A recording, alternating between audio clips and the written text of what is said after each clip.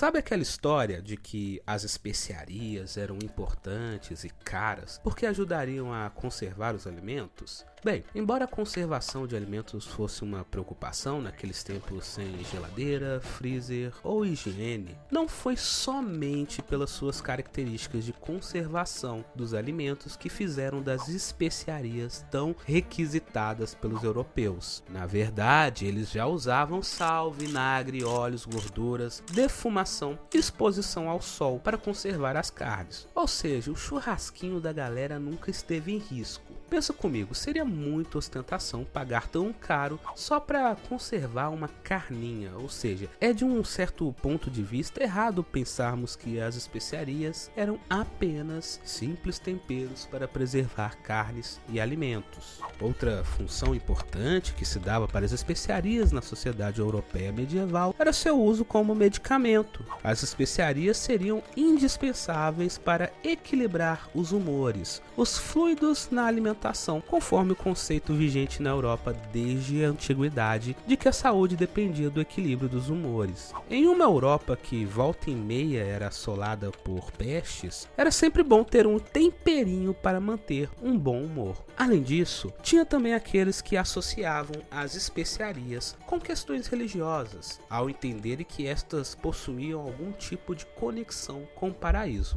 Muad'Dib mandou lembranças.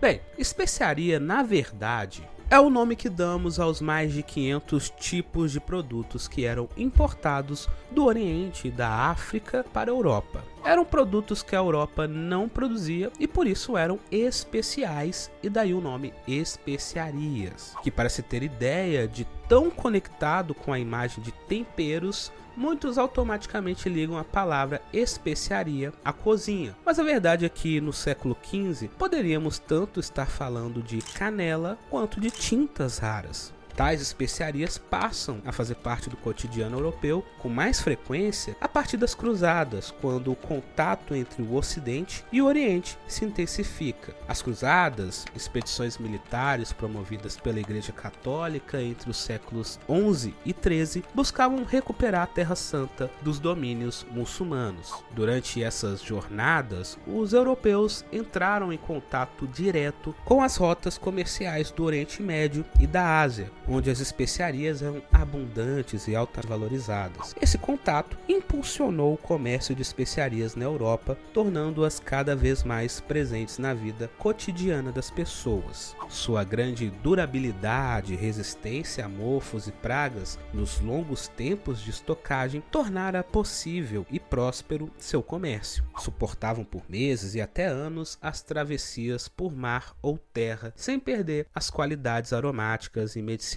As mais procuradas no século XV eram a pimenta do reino, o cravo, a canela e a noz moscada. Sendo a maioria delas nativas da Ásia, obtê-las exigia ou a figura de um intermediário ou percorrer grandes distâncias, o que as tornavam, portanto, extremamente caras. Assim, eram usadas até mesmo como moeda, constituíam dotes, heranças e até mesmo reservas de capital e divisas de um reino. Fato é que as especiarias eram um item de luxo e moda gastronômica, consumidas apenas em ocasiões especiais por cidadãos comuns e com maior frequência por nobres e abastardos. Seria um vexame, um sinal de decadência da família, dar um jantar em que os molhos de carne não estivessem marcados excessivamente pelos sabores característicos das luxuosas especiarias. Uma comida muito apimentada era sinônimo de ostentação. Qualquer problema com relação às rotas entre o Ocidente e o Oriente afetava bastante o comércio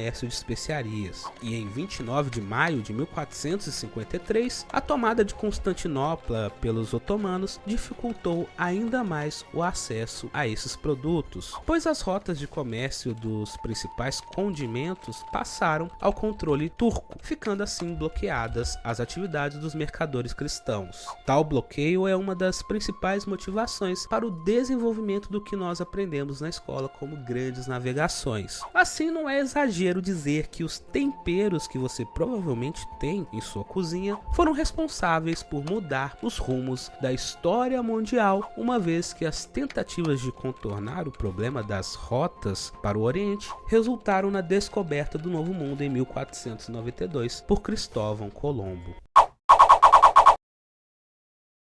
E se você curtiu esse vídeo, não se esqueça de deixar o like e de compartilhar em suas redes sociais, porque assim você vai estar ajudando bastante no crescimento desse canal. Fica aqui um abraço, qualquer dúvida não esqueça de comentar aqui embaixo. Até a próxima semana então aqui com mais um vídeo no canal História Nossas Histórias. Fui!